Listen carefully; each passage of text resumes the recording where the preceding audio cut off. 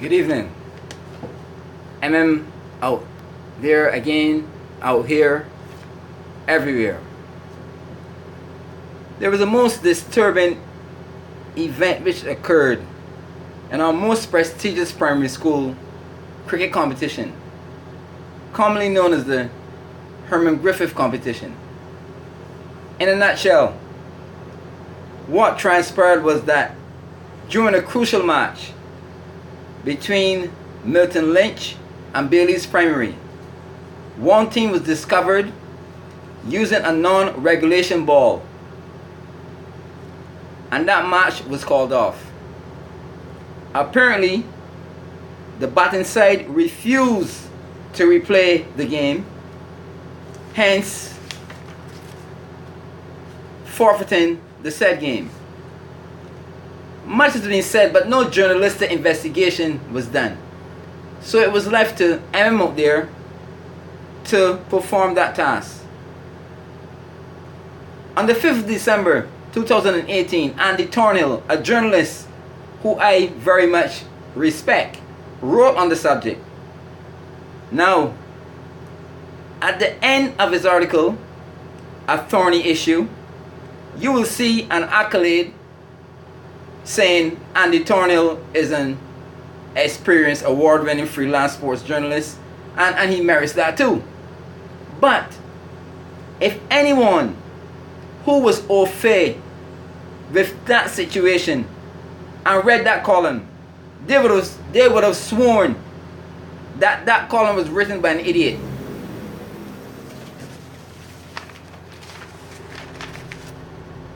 On the same day, Matt Fingal, again a man who I respect, submitted a letter to the same newspaper, the Nation newspaper, to clear the issue.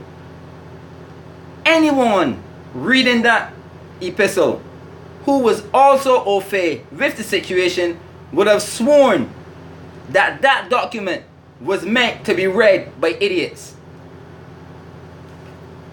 What Mr. Thornhill should have done was to query, number one, the ball. This is a 5.5 ounce regulation ball. This is the ball that they actually should have used in that match. It's a big difference. It's a difference, especially in weight. Should also query if this thing was done before, and I suspect that it was done before by the same team.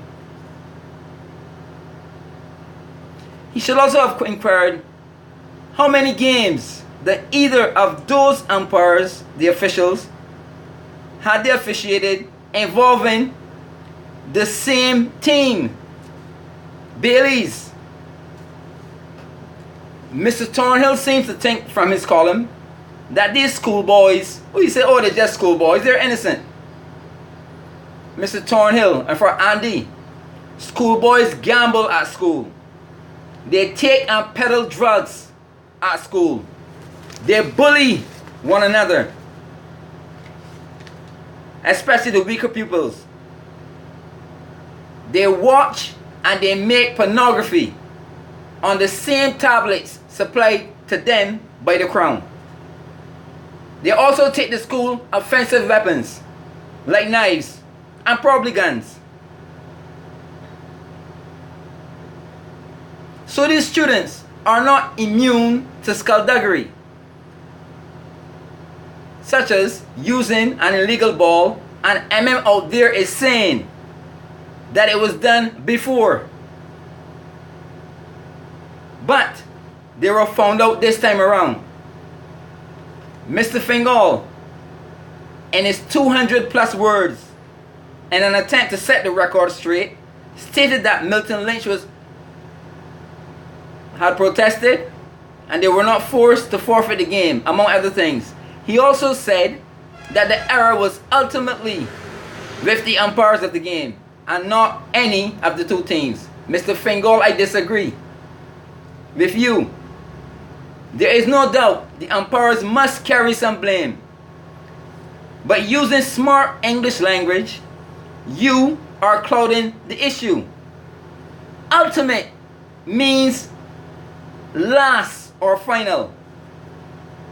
The opposite of ultimate is first or initial.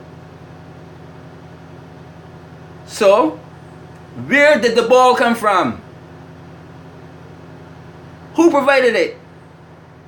It did not fall from the sky, and the umpires did not bring it from home.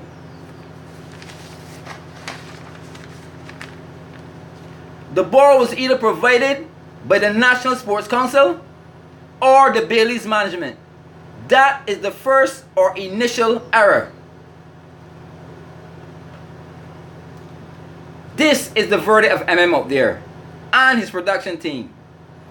Bayleys should have forfeited that game, and the National Sports Council should have gone further and have them forfeit at least 2 games in the first round of the next competition.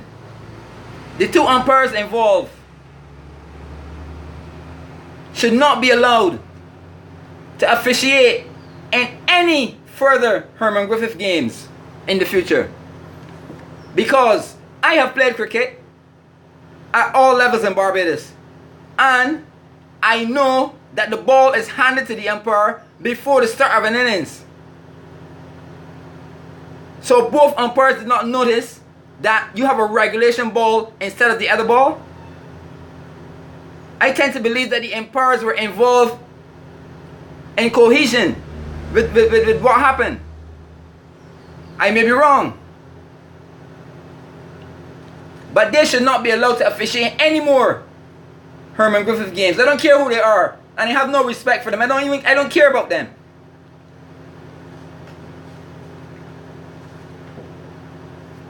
I shall reiterate this warning. Barbados is a developing third world country and is following in the disgusting morals and habits of mimicking the United States.